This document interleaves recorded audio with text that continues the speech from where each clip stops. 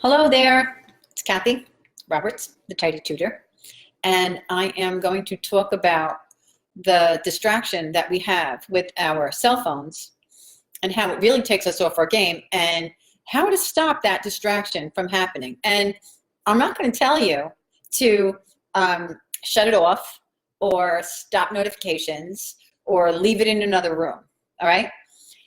I'm hoping that this will be enough to convince you or to get you to just ignore the phone, right? Because, even when you have it where you don't have any notifications, the phone lights up. So you might be doing something over here and you see it in your peripheral. The thing about the phone, it's very, very close to a slot machine. The reason that people are just like addicted to slot machines is because there's something psychological that happens when we almost get what we want. There's these endorphins that go in our brains, and it's kind of like a little mini drug. It's like a little mini burst of happy. And it's like, oh, I almost got it. Oh, I almost got it. It's something that makes us want more. And that's kind of like what the phone does. And so that's why we're so drawn to, like pick it up. And if we hear a ding, we want to look at it. Like even if we're driving, it'll be like a temptation to like, oh, who was that? Or what was that? Okay. Now, here's what's going on in your house that you don't really even realize. While you're getting yourself ready for the day, right? You're in the kitchen, you're making your coffee, you have a life that you live and you want to live it orderly. And you know that each time you get taken off track, it gets harder and harder to live an orderly life, right? So like, let's pretend that somebody came into the room and you were in the middle of doing something and they said to you, hey, Kat, can you do me a favor? No, I'm busy, I'm doing something. Hey, excuse me, hey, lady, can you come over here? No, I'm doing something. Somebody else comes into the room, somebody that you love, right? Hey, honey, can you do me a favor? Or, honey, I want to talk to you about something.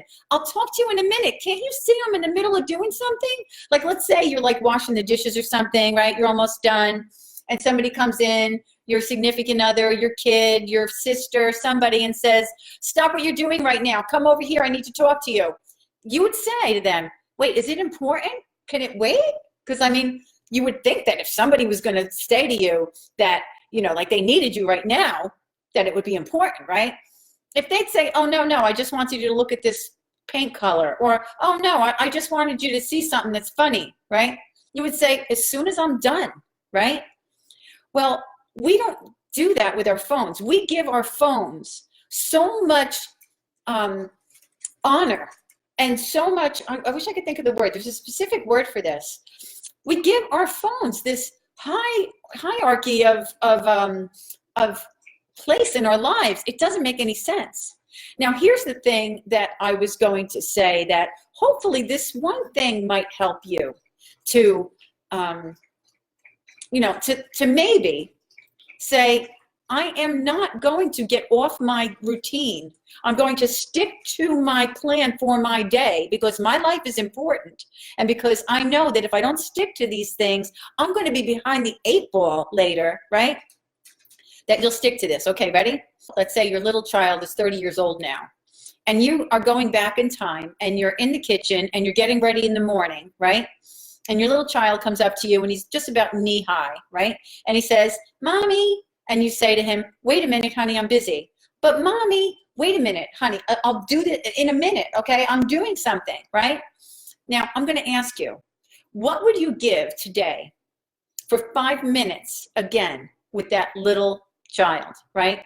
With your little boy or your little girl at 4 or 5 years old, where you can get down on your knees and look them right in the eyes. And there you are right now in this little tiny moment in time that you could have with that one person again, right? Because they're grown now. You can't get that time back again.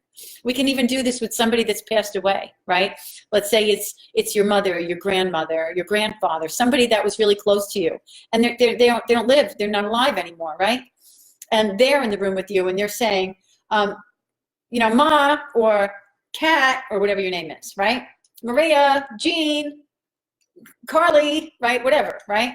And you say, I'm busy right now. I can't do this. I'm doing something right now, which is absolutely fine, right? It's normal. It's what we do. We're busy, right?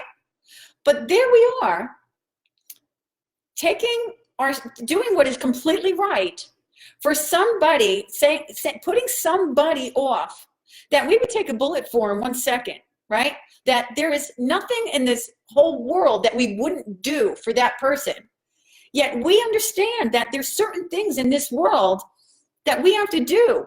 And we would say to that person, I'm so sorry, but right now I'm doing something. I'll talk to you when I'm done.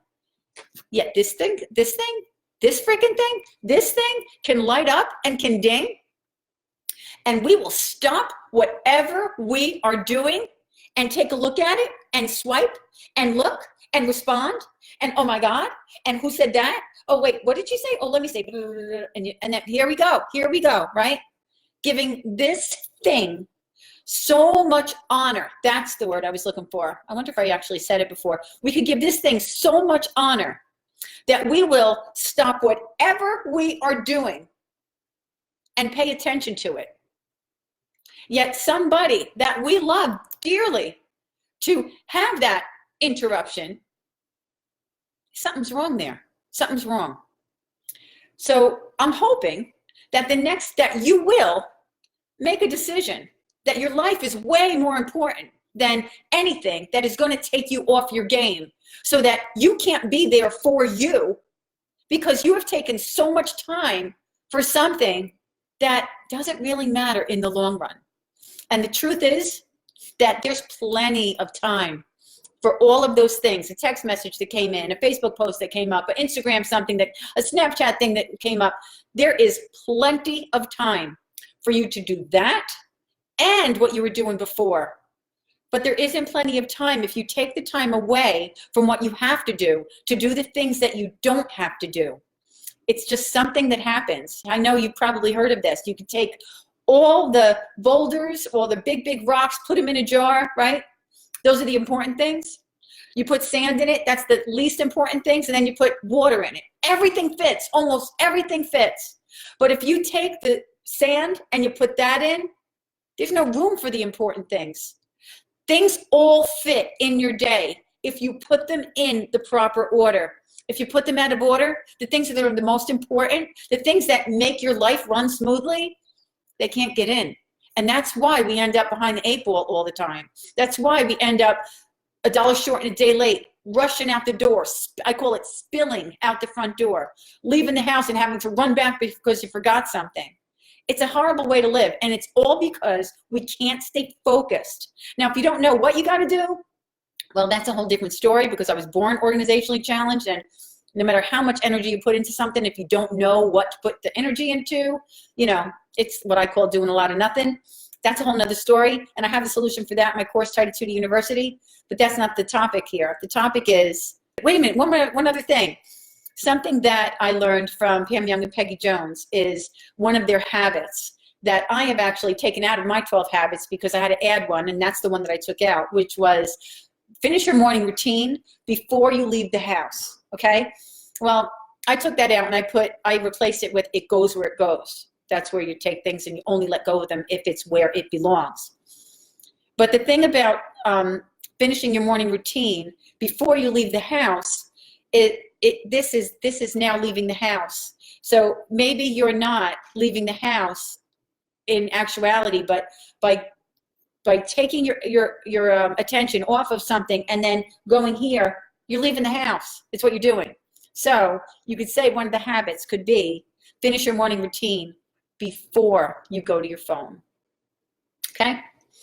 Wait, before you disappear, I want you to listen to something that somebody wrote on my Facebook page about Tutor University. If you want to get it together at home and you want help from me, this is your ticket. You'll find the ability to find out more about it and enroll in the description box or on this page that you can see right here, or in the comments below, depending on where you're watching it. I hope you listen to what she has to say. Tutor University has changed my life in so many ways. I used to dread people stopping by unexpectedly because there was no doubt At any given time, my house was a disaster. I always had to work outside the home while raising my boys and after they moved out. And having to work was my excuse for never having a clean house and for having to spend my entire weekend trying to clean it. At least that's what I told myself.